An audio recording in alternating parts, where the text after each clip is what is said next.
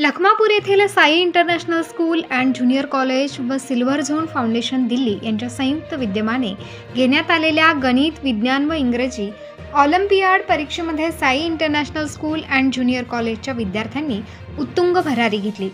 यात 3 विषयांचा निकाल नुकताच जाहीर झाला। त्यामध्ये गणित विषयात 23 गोल्ड मेडल, 18 सिल्वर मेडल तर 1 ब्रांझ मेडल, तसेच विज्ञान विषयात 4 गोल्ड मेडल, 1 सिल्वर व 1 ब्रांझ व इंग्रजी विषयात 16 गोल्ड मेडल, 5 सिल्वर मेडल व 6 ब्रांझ मेडल असे विविध मेडल जिंकत विद्यार्थ्यांनी बाजी मारली।